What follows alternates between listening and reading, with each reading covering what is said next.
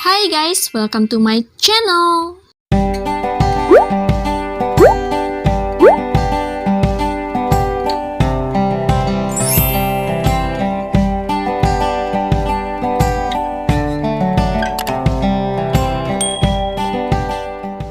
Hai guys, ketemu lagi dengan saya Ajeng yang suaranya false dan ngomongnya belepotan. Video kali ini lumayan panjang ya guys, soalnya lagi adegan gelutnya. Seperti yang udah saya bilang sebelumnya, kalau ada adegan gelutnya, saya akan berusaha ceritain sedetail mungkin ya guys, biar seru. Yuk orang gelut! Untuk kalian yang baru mampir di channel ini, saya sarankan untuk menonton video yang sebelum-sebelumnya agar tidak bingung dengan alur ceritanya. Bisa dicek di playlist ya guys. Saya juga mau mengingatkan kalau pembahasan light novel ini mengandung spoiler. Jadi kalau kalian gak suka spoiler, silahkan berhenti menonton. Pembahasan kali ini akan kita mulai dari chapter 354 sampai dengan 356. Cus! Di video sebelumnya, kita sudah bahas sampai Yowon yang berpura-pura tertarik pada tawaran Dae Dangdu yang katanya dia bisa mengenalkan Yowon pada atasannya dan dia bisa membuat Yowon bekerja di bawah Raja Zu Taeyun. Mereka pun pergi untuk menemui Tetua Kum karena Admiral Lim dan Oh Tae Sung sedang tidak ada di tempat. Sementara itu, Hubong yang ikutan Yowon pergi menyusup ke istana sedang dalam masalah. Saat sedang mencari info, tiba-tiba dia ditawari untuk bergabung dengan pasukan Ispir. Dan karena Tetua Kum terlalu lama mengambil keputusan, dia pun pura-pura batuk. Sayangnya, tindakan Hubong mengundang amarah Tetua Kum. Saat Tetua Kum akan membunuh Hubong untuk dijadikan contoh, Yowon pun menolong Hubong. Yowon dan Tetua Kum pun berduel dengan Yowon yang memutuskan lengan kanan Tetua Kum. Namun, tiba-tiba saja datang kelompok dayang istana yang dipimpin oleh kepala dayang Yongwol. Dan ternyata kelompok dayang istana adalah Guardians Kaisar. Mereka memiliki kekuatan unik. Para dayang itu tidak bisa merasakan sakit dan mereka menggunakan chi api. Yongwol datang untuk menangkap dan memusnahkan iblis kekacauan. Tetua Kum yang merasa nggak bisa melawan Yongwol dengan keadaannya yang sekarang, mau mengkambing hitamkan Yowon. Tapi Yowon dan Hubong sudah cabut dari sana. Gatot deh mau nyalain orang lain. Namun Tetua Kum jadi menemukan apa yang dicarinya saat melihat kekuatan para dayang.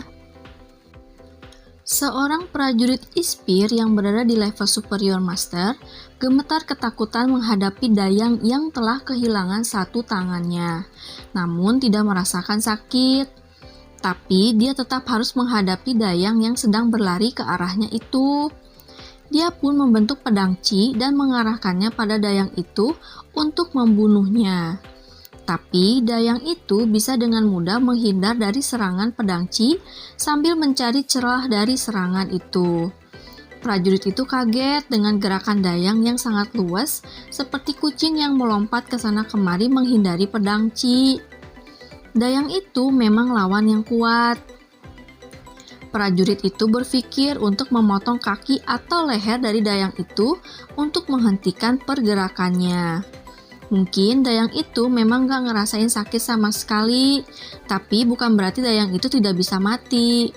Saat ini dayang itu sudah terbiasa dengan pergerakan serangan pedang Chi si prajurit. Si prajurit pun memutuskan untuk mengubah arah serangannya di tengah-tengah nanti, dan itu pasti akan membuat dayang itu bingung. Dia pun mengamati serangan dayang itu dan bergerak sedikit ke kiri. Kemudian dia pun mengarahkan serangan pedang Chi-nya ke arah leher si dayang. Dayang itu terkejut, tapi dia tidak bisa menghindar dari serangan itu dan lehernya pun terkoyak. Tubuh dayang itu yang seperti zombie pun ambruk. Prajurit itu merasa senang dia berhasil membunuh dayang yang berasa monster itu. Tapi perasaan senang itu hanya sebentar saja. Karena punggung dan tubuh bagian sampingnya terkena serangan dari dua dayang yang lainnya. Celup, celup. Prajurit itu merasakan sakit yang luar biasa saat organ dalamnya terbakar. Dia mencoba untuk menggunakan tenaga dalamnya tapi sudah terlambat. Namun prajurit ini di detik-detik kematiannya masih sempat membentuk pedangci dan menebas leher salah satu dayang yang menyerangnya. Slash! Dayang satunya yang melihat itu mencekik leher prajurit yang sudah sekarat itu. Prajurit itu sudah tidak memiliki tenaga untuk melawan. Kepalanya mulai terbakar dan kedua matanya terbakar kemudian menghitam. Energi chi api para dayang itu bukan berasal dari energi chi yang biasa, melainkan kekuatan murni energi api. Teriakan kesakitan dan putus asa pun terdengar di seluruh tempat itu. Banyak prajurit yang mati terbakar, namun tidak semuanya mati. Meskipun kehilangan sebelah tangannya, Tetua Kum yang sudah berada di level Supreme Master tahap awal bisa mengikuti gerakan para dayang yang cepat dengan matanya. Saat seorang dayang menyerangnya, Tetua Kum hanya menghindari serangan itu dengan menggerakkan tubuhnya sedikit. Dayang itu merasa kesal karena gerakan minimal itu dan berusaha menyerangnya lagi. Tetapi Tetua Kum menangkap tangan dayang itu dan mematahkan tulangnya, kemudian mencabut tangannya dan menendang dayang itu. Duak! Dengan tendangan yang mengandung energi chi itu, dayang tersebut terpental sejauh 10 langkah di udara, kemudian berguling di tanah. Serangan itu membuat dayang tersebut tidak bisa bangun. Tetua Kum yang memegang potongan tangan dayang itu membuang kain baju yang menyelubunginya. Ternyata terdapat sisik merah pada tangan itu. Sisik itulah yang melindungi para dayang itu dari berbagai serangan. Melihat potongan tangan yang bersisik merah itu, Tetua Kum merasa senang.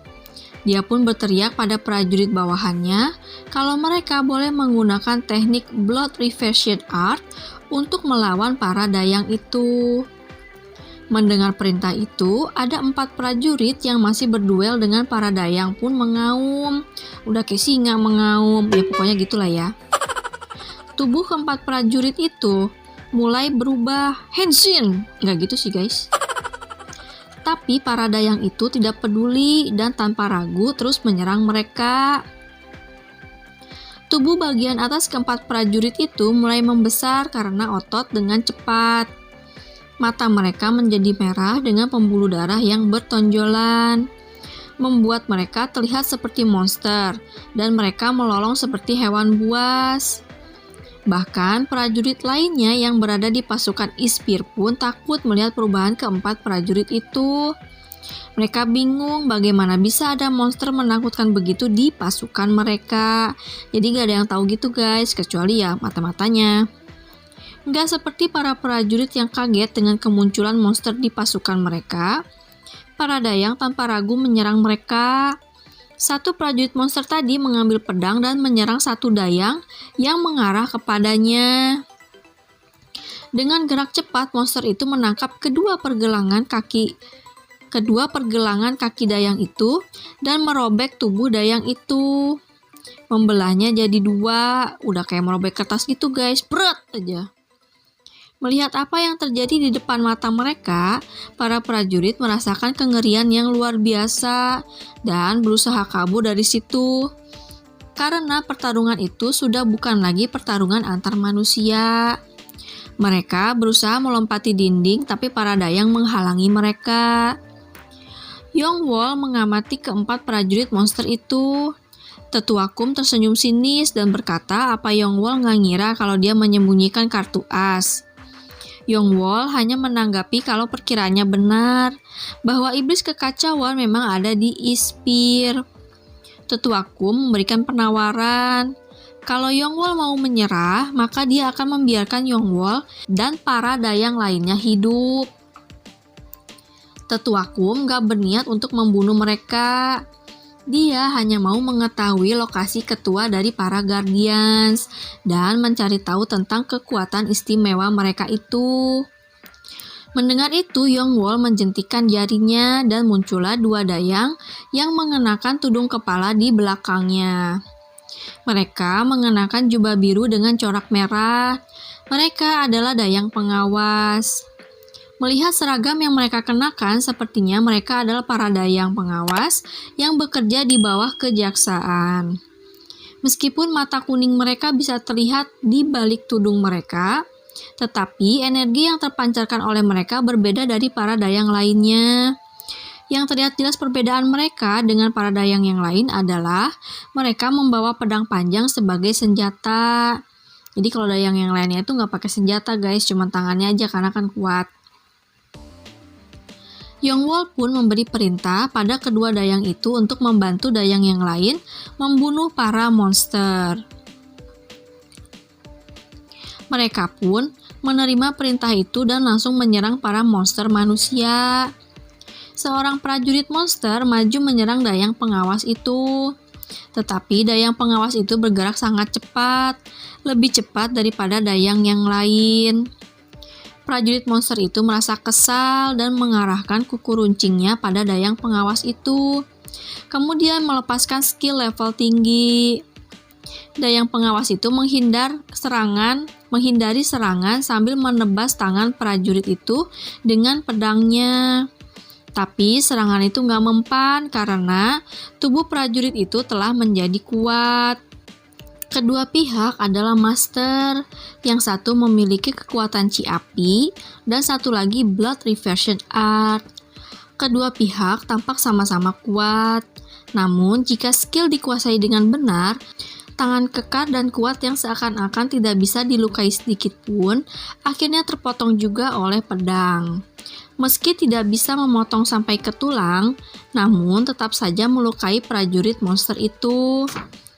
Prajurit monster itu terkejut dengan apa yang terjadi padanya. Pedang dayang itu yang merah terbakar seperti ada api yang menyala. Prajurit monster itu juga melihat cahaya biru samar yang sepertinya adalah kekuatan dari dayang pengawas itu. Berbeda dari dayang lainnya, dayang pengawas ini sangat hebat. Prajurit monster itu menilai kalau dayang pengawas ini sangat berbahaya. Jadi dia pun menyerang dengan niat membunuh. Tapi karena gerakannya yang terburu-buru, prajurit itu lupa kalau lawannya itu ada dua. Saat ada celah, dayang pengawas yang kedua langsung menusuk prajurit itu dari belakang berkali-kali. Celup, celup, celup. Nggak peduli seberapa kuat tubuh seseorang, tapi kalau diserang berkali-kali di tempat yang sama dengan Chi api, lama-lama akan hancur juga. Lolongan kesakitan prajurit monster itu menggema di tempat itu. Melihat itu, tetuaku merasa kalau dia sudah salah langkah dengan meremehkan kekuatan Guardians. Dia pikir situasinya bakal berubah karena teknik Blood Reversion Art. Meskipun kalah jumlah, tapi prajurit monster itu berhasil membunuh banyak dayang. Tapi nggak bisa begini terus. Dia harus mengalahkan Yongwol yang telah mengaku kalau dia adalah salah satu dari 3 pimpinan Guardians. Kalau dia berhasil mengalahkan Yongwol, situasi pasti akan berubah. Tetuaku mengangkat tangan kirinya dan bersiap menyerang. Saat itu Yongwol sedang mengamati pertarungan antara prajurit monster dan para dayangnya. Saat itulah tetuaku mendekatinya dengan sangat cepat. Namun Yongwol memang sudah menunggu saat itu. Dia berpura-pura lengah menunggu tetuaku datang mendekatinya. Dengan sikap Yongwol mencengkram leher tetuaku dan berkata kalau tetuaku memiliki kebiasaan buruk. Mata Yongwol berubah menjadi kuning. Tetuaku berusaha melepaskan diri dengan menggunakan energi Chi-nya tapi tak bisa. Yongwol malah gak bergerak sama sekali. Tetuaku gak nyangka kalau Yongwol sangat kuat. Dia bisa mengimbangi energi Chi-nya. Yongwol menganggap tetuaku dan tikus yang dicarinya sama saja. Semuanya harus mati. Yongwol pun mengumpulkan energinya di tangan, bermaksud untuk mematahkan leher tetuaku. Merasa panik, tetuaku pun menggunakan teknik Blood Reversion Art agar bisa lepas dari cengkraman Yongwol. Tubuhnya sudah mulai berubah. Namun, tahu niat Tetua Kum, Yongwol mengarahkan tangannya yang sudah diselimuti energi api, tampak seperti terbakar ke jantung Tetua Kum. Tetua Kum harus mati sebelum dia berubah menjadi sempurna. Namun, tiba-tiba ada energi asing yang mendekat. Yongwol terkejut dan secara refleks melonggarkan cengkeramannya pada leher Tetua Kum. Di saat yang bersamaan, muncullah seseorang di belakang Tetua Kum dan mencengkram kepala Tetua Kum. Tetua Kum terkejut, tapi dia nggak bisa melihat siapa yang mencengkram kepalanya, karena aliran listrik telah memasuki kepalanya. Karena ada energi asing yang masuk ke tubuhnya, teknik blood reversion art pun terhenti. Tubuhnya kembali seperti semula dan matanya kembali normal. Aliran listrik telah mereda, tapi efeknya masih terasa. Tubuh Tetua Kum menjadi kejang, dan rambutnya terbakar habis. Tetua Kum gak percaya dengan apa yang sudah terjadi. Ditambah lagi, prajurit pasukan emas yang tadi menghilang, entah kemana, sekarang berdiri di hadapannya. Yap, seseorang itu adalah Chun Yo-won. Tetua Kum bingung, bukannya tadi dia udah kabur, terus kenapa balik lagi? Tiba-tiba Tetua Kum mengerti sesuatu dan merasa murka sampai akhirnya pingsan. Pemimpin ketiga Guardians, Yongwol, menjadi jengkel. Yongwol gak bisa mengukur kekuatan Yo-won. Kalau bukan karena energi iblis yang mengalir dari Yo-won, dia gak mungkin bisa menemukan lokasinya. Yo-won dengan pede bilang, orang ini punya gua. Yongwol yang mendengar itu marah dan ngomel, tapi sama seperti Elder Kum, dia pun menyadari sesuatu dan merasa kesal. Loh sebentar, jangan-jangan lu... Yap guys, jadi Yo-won sengaja bersembunyi, menonton Yongwol dan Ketua Kum gelut, kemudian ngebiarin mereka menghabiskan tenaga mereka. Kemampuan Yo-won untuk menilai situasi sangat cepat dan akurat.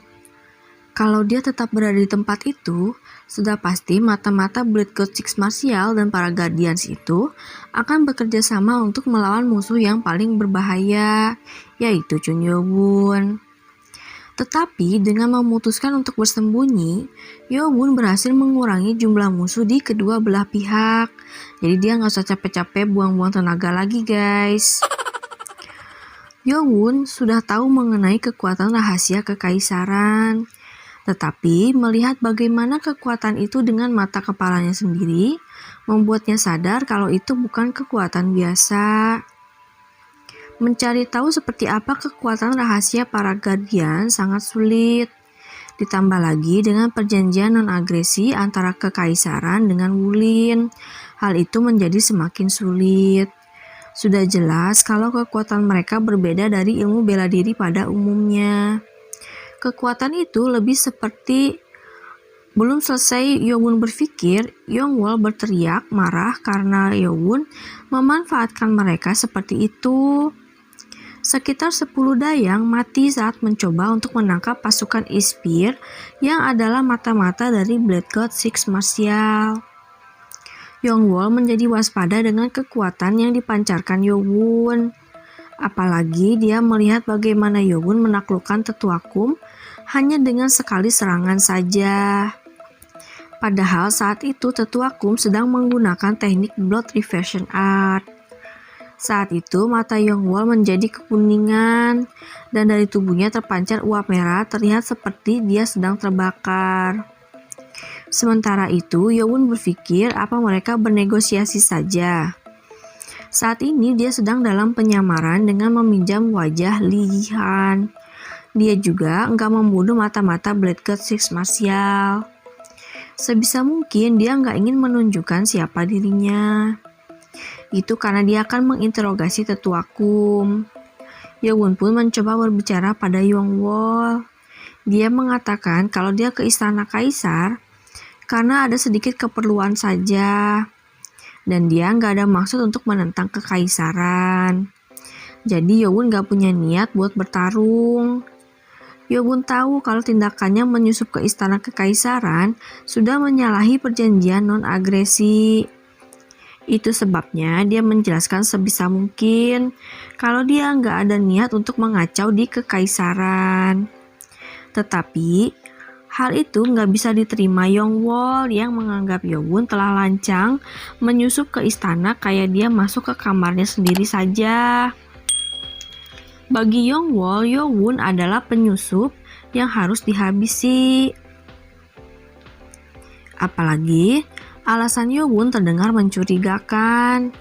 Tanpa ragu, Yongwol langsung menyerang Yowon dengan gerak cepat dan menebas leher Yowon. Tapi dengan mudah Yowon menangkis tangan Yongwol. Namun Yongwol telah memprediksi gerakan itu dan memukulkan tangan kanannya pada Yowon. Tangan Yongwol terlihat seperti ada api menari. Untungnya, Yowon sudah mengamati pertarungan antara para dayang dengan prajurit monster yang menggunakan teknik Blood Revision Art. Jadi, dia waspada terhadap serangan Yongwol. Tangan kiri Yowon bergerak lebih cepat dari Yongwol dan mengarah pada dahi Yongwol. Telat sedikit saja Yongwol menghindar, atau kalau dia tetap melakukan serangan pada Yowon, dahinya akan terbelah oleh serangan Yowon tadi, dan pasti dia bakal mati. Meski begitu, Yongwol terus menyerang Yowon. Mereka berdua saling bertukar pukulan. Dalam waktu singkat itu, Yowon memahami sesuatu. Yongwol yang dahinya tersayat karena energi iblis Yowon mundur 10 langkah ke belakang, membuat darah menguncur di dahinya. Meski Yowon berusaha agar energi iblis langitnya tidak melukai Yongwol dengan parah, tetap saja luka yang didapat Yongwol lumayan parah. Untungnya Yongwol bisa bertahan. Dayang itu sama sekali nggak berkedip. Yowon jadi mikir apa dayang itu nggak ngerasain sakit. Yongwol mengelap darah dari dahi, mata, dan hidungnya dengan lengan bajunya. Yang lebih mengejutkan adalah kecepatan regenerasi di dahinya. Darah berhenti mengucur dan kulit pun terbentuk yang baru. Bagi Yowon, regenerasi itu bukan hal yang mengejutkan lagi karena dia kan punya nano. Tapi kenyataan kalau Yongwol yang udah pasti nggak punya nano di tubuhnya itu bisa melakukan regenerasi, membuat Yowon terpana. Ada yang lebih mengejutkan lagi. Yongwol mencoba memotong tangan Yowon saat menyerangnya tadi. Tangan kiri Yongwol yang merah bergetar hebat. Dia sengaja membuat dahinya tersayat dengan tujuan untuk memotong tangan Yowon. Tapi sayangnya tubuh Yowon sudah melewati batas manusia karena sudah mencapai level Perfect Supreme Master plus karena dia punya nano. Gak akan semudah itu bisa diserang. Yowon menatap tangannya yang diserang tadi. Sisa-sisa api masih ada di tangannya dan sepertinya ingin menembus kulit Yowon tapi gak bisa. Lawan yang merepotkan, pikir Yowon. Sebetulnya sangat sulit untuk seorang perempuan belajar ilmu bela diri karena dibutuhkan energi yang. Sedangkan perempuan normalnya memiliki energi yin yang lebih dominan. Dan untuk membentuk chi api dibutuhkan energi yang besar. Dan Yowon merasakan aliran energi chi api yang keluar itu seperti diberikan, bukan didapatkan. Maksudnya itu kayak ada seseorang yang memberikan kekuatan api itu, guys. Bukan dibentuk dari diri sendiri secara alami, kayak misalnya energi yin atau energi yang itu kan secara alami udah ada di tubuh manusia nih ya kan, udah ada di tubuh si cowok yang dominannya energi yang, cewek yang dominan energi yin. Nah kalau ini kekuatan chi api itu kayak ada yang ngasih gitu nih, gua kasih kekuatan energi api ini buat lu kayak gitu. Yowon pun mengumpulkan tenaga dalamnya untuk menghilangkan api di tangannya. Dan api itu pun menghilang berubah menjadi uap putih. Melihat itu, Yongwol menjadi tegang. udah bisa ngalahin Tetua Kum hanya dengan satu serangan, sekarang Yongwon bisa mematikan api juga. Yongwol memang menganggap Yowon sebagai orang yang berbahaya, tapi sepertinya Yowon lebih kuat dari perkiraannya. Yongwol pun sadar dia nggak bisa menundukkan Yowon. Yongwol pun memutuskan untuk mengalahkan Yowon. Yongwol menaikkan kekuatan energinya. Yowon kembali menjelaskan kalau dia ke situ bukan untuk memata-matai kekaisaran. Kalau Yongwol ngebiarin Yowon membawa Tetua Kum, dia bakal pergi dari situ secara damai. Yowon tahu kalau sebaiknya dia nggak cari masalah dengan Guardians. Dia tahu masih ada beberapa lagi Guardians-nya selain si Yonwol. Yowon pun mencoba cerita alasan dia menangkap Tetua Kum agar Yonwol mengerti. Yowon menjelaskan kalau Tetua Kum adalah mata-mata dari sekte Blood God Six Martial. Yowon sengaja menangkap mereka langsung ke istana untuk mempermalukan mereka dan juga untuk kayak mustahin gitu kan supaya nggak ada lah di istana. Cuma itu aja tujuan Yowon ke istana. Yongwol tahu mengenai sekte baru itu. Yowon meneruskan kalau sekte Blood God Six Martial telah menjadi musuh umum di Wulin. Dan sekte Blood God Six Martial telah menyusup ke kekaisaran untuk menjalankan rencana mereka yang entah apa rencana itu. Itu sebabnya Yowon lagi mencari tahu siapa mereka sebenarnya dan mau menghentikan mereka. Yowon gak mengatakan semuanya agar tidak dicurigai. Tapi gak semua rencana berjalan sesuai keinginan Yowon. Yongwol gak bisa mengikuti jalan pikiran Yowon. Baginya, dengan Yowon menyusup ke istana, dunia murim telah meremehkan kekaisaran dan bersikap kurang ajar. Ditambah lagi dengan kesetiaan yang mutlak terhadap kekaisaran, sikap bermusuhan Yongwol memang terlihat itu adalah hal yang wajar. Yowon udah capek mikir dan memutuskan dia harus menundukkan Yongwol dan para dayang yang lain. Itu cara cepat buat nyelesain masalah ini. Soalnya percuma juga ngajak ngomong orang macam Yongwol. Yowon pun berkata, ya udah kalau gitu. Nanti jangan bilang kalau gue nggak kasih peringatan ke elu ya.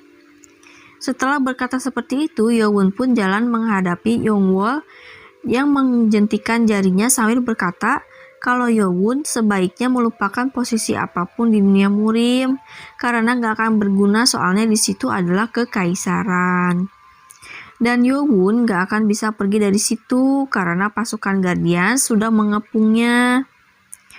Setelah Yongwol menjentikan jarinya, sisa-sisa para dayang istana, sekitar 50 orang langsung berkumpul, termasuk 2 dayang pengawas yang telah berhasil membunuh para prajurit monster. Lengan baju Yongwol terbakar, memperlihatkan sisik merah di tangannya. Uap merah menyelubungi tangan dan kakinya seperti perisai. Dengan jumlah mereka yang banyak, Yongwol merasa percaya diri bisa mengalahkan Yowon. Yongwol menilai Yowon memiliki kekuatan yang setara dengannya. Tapi Yowon cuma sendiri sedangkan dia bersama dengan anak buahnya. Si Yongwol bilang, lu kan cuma sendiri sedangkan gue banyakan, bisa apa lu? Tapi Yongwol merasa ada yang aneh di sini. Meski Yowon telah dikepung oleh mereka, tapi tidak ada raut ketakutan di wajah Yowon. Yowon tiba-tiba berkata, siapa bilang kalau gue cuma sendiri? Saat itulah di atas tembok timur dan atap balai utama, muncul 3 orang yang berpakaian serba hitam yang kekuatannya tidak bisa dirasakan oleh Yongwol. Yongwol melihat salah satunya mengenakan seragam pegawai baru dan wajahnya penuh luka. Saat itu dia mau melihat wajah yang lainnya. Mereka langsung menghilang. Yongwol berusaha untuk mengikuti gerakan mereka yang sangat cepat tapi nggak bisa. Nyerah dengan penglihatannya, Yongwol mencoba merasakan energi mereka. Dia merasakan seperti ada kekuatan besar yang mengelilingi mereka. Bagaimana bisa dia nggak merasakan kekuatan itu selama ini? Seseorang muncul di sisi Yowon, dan orang itu mengenakan topeng yang unik. Yap, orang itu adalah Maragium, guys. Maragium berkata dia sudah datang dan menunggu perintah dari Yowon. Gak seperti suaranya yang lembut dan dalam, aura kekuatan yang terpancar dari Maragium membuat para dayang istana yang gak kenal takut itu gemetar ketakutan. Mereka mencium bau-bau kematian. Yongwol yang marah berkata, gimana mereka bisa bersembunyi tanpa ketahuan begitu? Saat itulah seorang pria yang tadi berdiri di atas tembok timur turun dan berjalan menghampiri para dayang istana. Pria itu berambut merah menyala. Salah satu dari dayang pengawas berusaha menghentikan pria berambut merah itu. Dayang itu langsung menyerang pria berambut merah dengan menyelimuti pedangnya dengan ci api. Pria itu hanya berkata, "Oh, api ya," sambil tersenyum. Saat pedang dayang istana itu akan mencapainya, pria itu mengeluarkan pedang dari pinggangnya. Pedang dengan corak merah. Kedua pedang pun beradu. Para dayang Guardians itu syok melihat pedang pria tadi. Pedang dayang pengawas itu mulai retak dan akhirnya hancur, tidak bisa menahan kekuatan pedang pria itu. Pria itu berkata, "Cuma gara-gara lu bisa ngegunain ci api, lu jadi sombong. Lu cuma bisa mengendalikan ci api, sedangkan gue adalah pedang api merah yang melahap semua api di sekitar gue. Skill gue sama lu kayak bumi dan langit." Setelah berkata begitu, pedang pria itu mulai bergetar dan dia pun bergerak akan menusuk jantung dayang pengawas itu. Dayang pengawas itu kaget dan berusaha menghindar. Tapi pria itu lebih cepat dan serangannya mengenai pundaknya. Meski dia nggak merasakan sakit, tapi kekuatan pria itu membuatnya takut. Segera setelah terluka, dayang pengawas itu mundur untuk menciptakan jarak. Dayang pengawas yang satunya bergegas melindungi dayang yang terluka. Kedua dayang pengawas itu memang lebih kuat dari dayang yang lainnya. Tapi sepertinya mereka nggak memiliki kemampuan untuk beregenerasi. Terlihat dari luka di pundak yang nggak sembuh. Kedua dayang pengawas itu menyadari sesuatu tentang pria itu dan syok saat tahu siapa pria itu. Loh, jangan-jangan kau adalah Li Huamyong si Raja Api, Left Guardian-nya kultus iblis.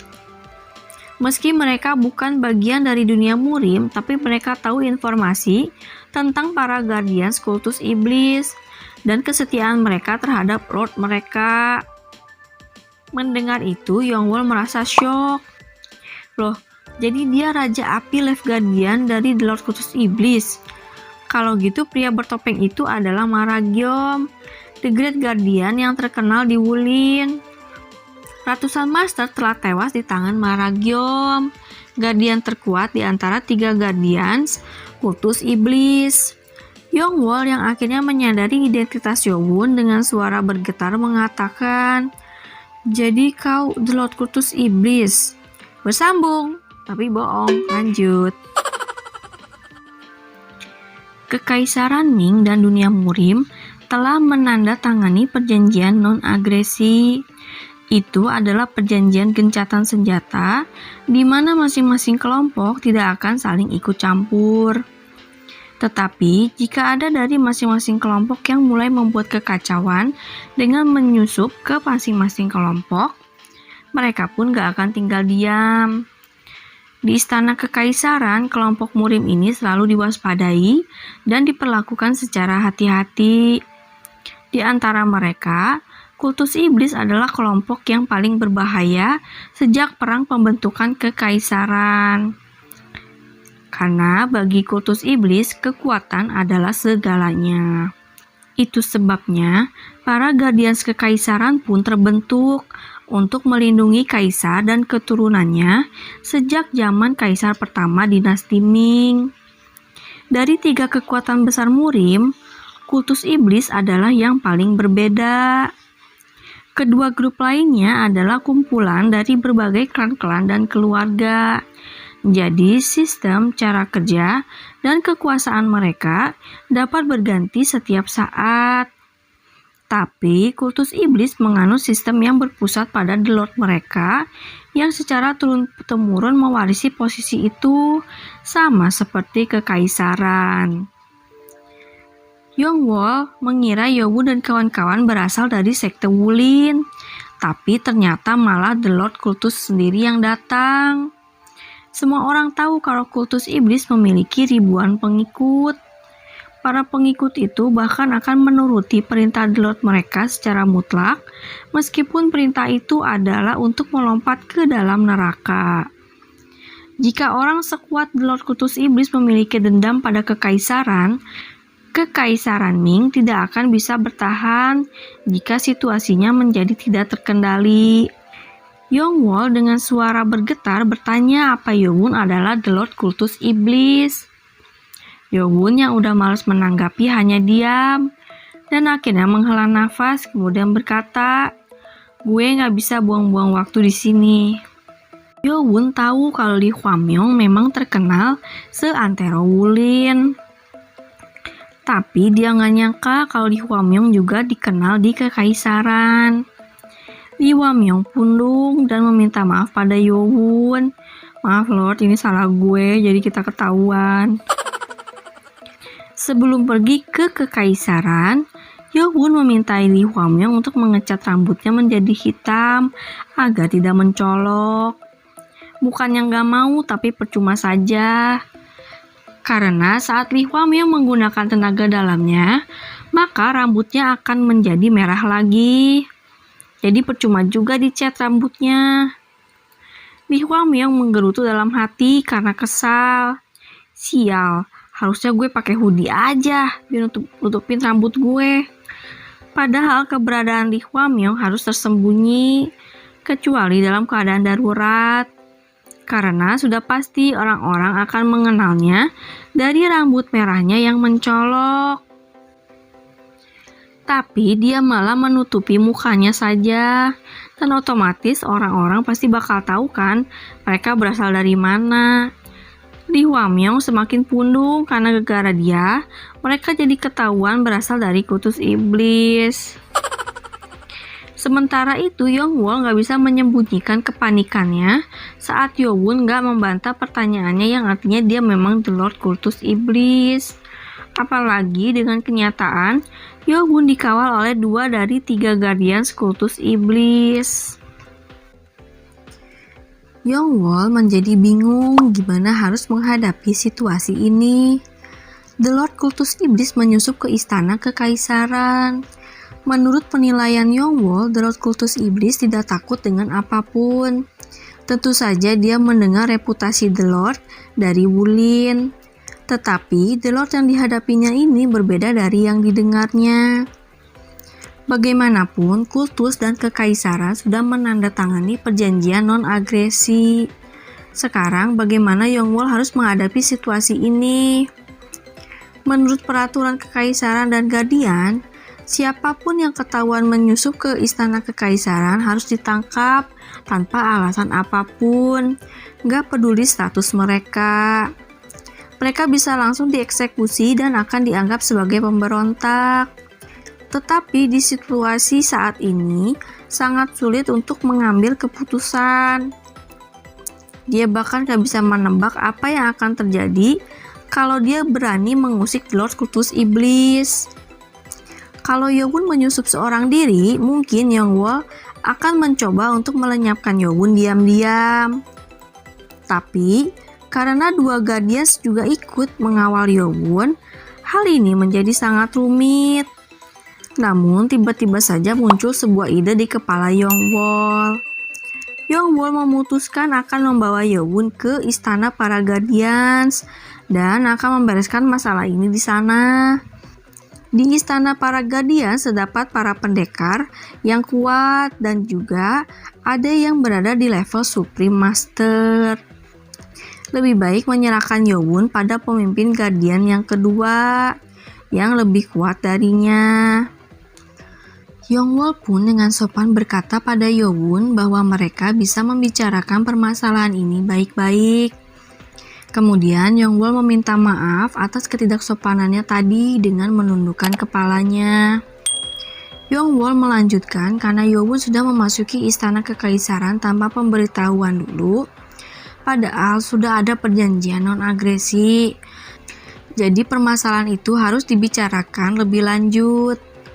Kalau Yowun mau bekerja sama, maka pihak kekaisaran akan menganggap hal itu tidak pernah terjadi. Yongwol berbicara dengan sopan, tapi terselip kesan kalau Yowun yang salah di sini karena menyusup diam-diam. Yongwol memang cerdik.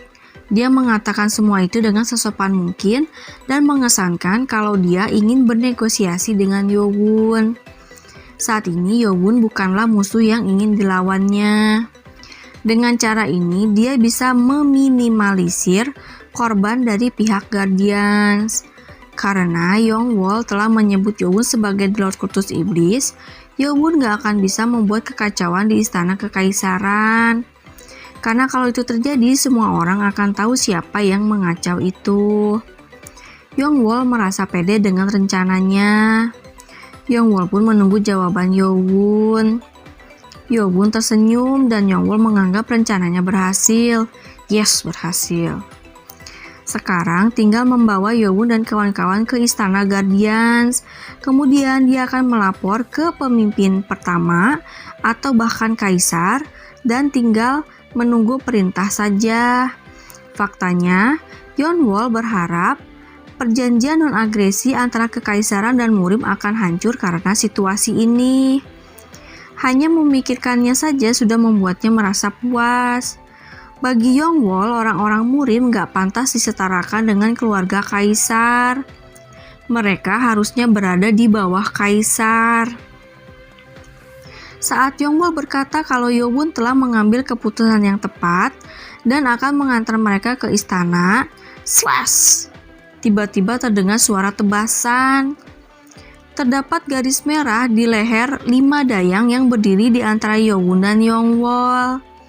Saat kelima dayang ambruk dengan leher yang tertebas dan darah muncrat menghiasi pakaian mereka, Yongwol baru sadar dengan apa yang terjadi saat melihat pedang udara dari Chi biru milik Yowun. Sudah jelas itu bukan pedang udara biasa. Yongwol gak mengira Yowun bakal membunuh 5 dayang sekaligus dan berteriak apa yang sudah Yowun lakukan. Yowun berkata kalau Yongwol sudah menyembunyikan niatnya yang sebenarnya dengan kata-kata yang indah. Tapi pada akhirnya dia bakal menusuk Yowun dari belakang. Yongwol kaget, rencananya sudah ketahuan. Tapi dia berusaha mengelak dan bilang kalau dia berniat baik mau mempertemukan Yowun dengan atasannya dan membicarakan masalah ini. Saat itu Yowun berteriak dengan lantang dan tegas, "Tutup mulut lu dan berhenti mengucapkan omong kosong." Energi kuat pun keluar dari tubuh Yowun. Itu adalah energi kewibawaan yang bisa dimiliki oleh seorang kaisar. Tanpa sadar, Yongwol pun menutup mulutnya. Yowun melanjutkan kalau Yongwol seperti rubah yang licik. Padahal dia sudah memberi Yongwol peringatan yang di awal tadi tuh. Sebenarnya situasi ini gak ada untungnya buat kultus iblis. Padahal Yowun dan kawan-kawan ke situ mau memusnahkan para mata-mata Blade God Six Martial. Kalau saja Yongwol mau nyerahin Tetua Kum yang adalah mata-mata Blade God Six Martial seperti yang Yowun minta, dia bakal membiarkan para Guardians yang mengambil keuntungannya. Sebagai gantinya, Yowun bakal dapat informasi dari Tetua Kum. Tapi rubah licik itu malah menggunakan trik yang udah jelas ketahuan kayak orang bego.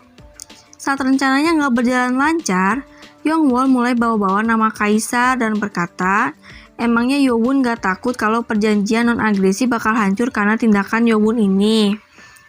Yowun dengan santai bilang, Kalau lu semua mati di sini, Kaisar gak akan tahu apa yang sebenarnya terjadi kan? Mantep.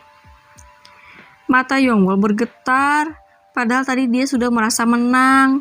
Tapi sekarang dia malah jadi terpojok. Dia sudah salah menilai situasi. Ada dua tipe musuh. Yang pertama adalah orang yang bisa diatasi dengan kata-kata. Dan yang kedua adalah orang yang gak mempan dengan kata-kata. Dan Yobun adalah tipe yang kedua. Yobun dengan tegas memerintahkan Left Guardian dan Great Guardian untuk membunuh semua yang ada di situ tanpa sisa. Li Huamyong dan Maragiom langsung melaksanakan perintah itu tanpa ragu dan langsung melesat menyerang para dayang. Para dayang itu menjadi panik. Kecepatan dan keakuratan serangan kedua Guardians itu gak bisa dibandingkan dengan para prajurit dan dayang tadi. Bagaimanapun mereka adalah Guardians kultus iblis yang terkenal dengan kekejamannya. Beberapa dayang berusaha menyerang Li Huamyong dengan energi chi api mereka dari berbagai sisi. Namun gak ada efeknya buat Li Huamyong yang sudah menguasai api itu sendiri. Para dayang itu gak bisa menandingi skill Li Huamyong dan malah tertebas pedang api Li Huamyong. Para dayang itu tidak merasakan sakit dan gak peduli tubuh mereka yang terpotong, mereka akan terus menyerang sampai benar-benar gak bisa menyerang lagi. Tetapi serangan pedang api Li Huamyong membuat mereka gak bisa bangun lagi karena energi yang dilepaskan Li Huamyong ke tubuh mereka. Gak ada seorang pun yang bisa hidup setelah tertebas pedang api Li Huamyong. Sementara itu, julukan Dewa Angin memang pantas disandang oleh Maragiom yang saat ini tengah menebas leher para dayang dengan kecepatan angin. Para dayang itu gak bisa mengikuti kecepatan Maragiom. Mereka memang gak merasakan sakit, tapi bukan berarti mereka gak merasakan takut juga terhadap musuh yang bahkan gak terlihat. Wajah orang-orang yang tersisa di sana menjadi pucat, menyaksikan hampir setengah dari dayang-dayang itu mati semua. Bahkan, dua dayang pengawas yang bisa mengalahkan 4 mata-mata Blade God Six Martial yang menggunakan teknik Blood Reversion Art aja terlihat gak ada apa-apanya kayak anak kecil. Yongwol merasa frustasi melihat situasinya jadi berbalik. Dia pun memutar otaknya. Dia berteriak pada para dayang yang tersisa untuk terus menyerang, dan dia akan melawan Yobun bersama dua dayang pengawas. Yongwol tahu kalau Yobun pasti gak akan membiarkan dia kabur, karena dia udah tahu identitas Yobun.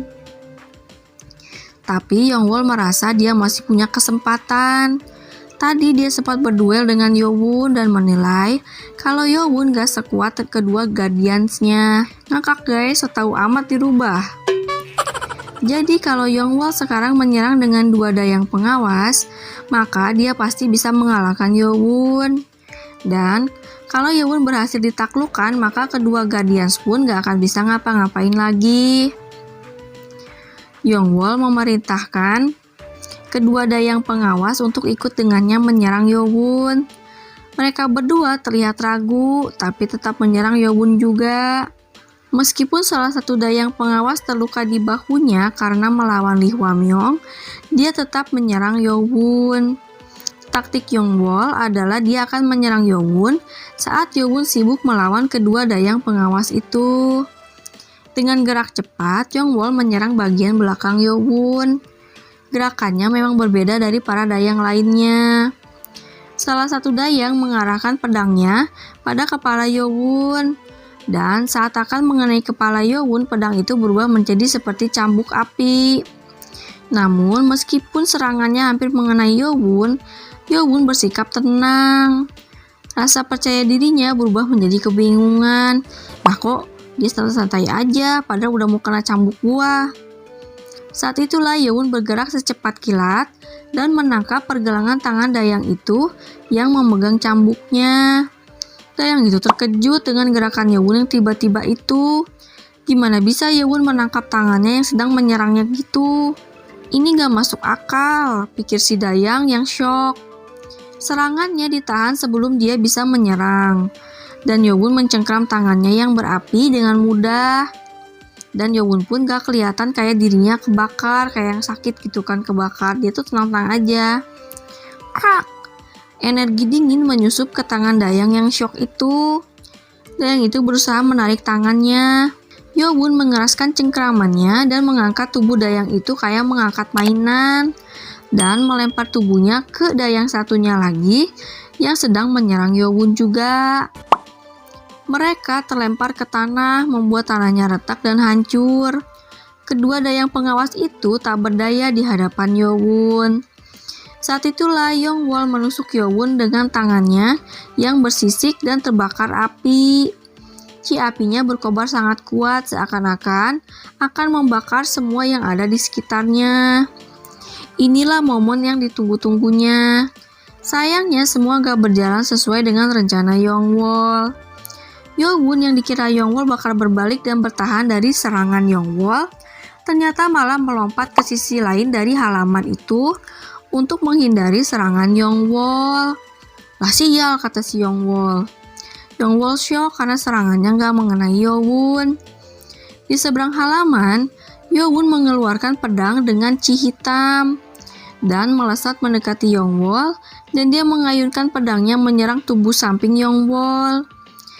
Yowun mengincar tangan Yongwol yang menggunakan ci api. Saat itu Yongwol berpikir dia harus menghindari serangan Yowun itu. Normalnya Yongwol bakal ngebiarin serangan itu. Toh sisik di tangannya akan melindunginya. Tapi serangan pedang Yowun yang diselubungi ci hitam itu tampak sangat berbahaya. Dan instingnya mengatakan dia harus menghindari itu. Yongwol menggunakan semua energinya untuk menghindar, meskipun akan mengakibatkannya terluka dalam. Tapi itu masih lebih baik daripada dia harus kehilangan satu tangannya. Tapi terlambat. Yongwol melihat darah muncrat dari sisi sampingnya dan berusaha mengangkat tangannya.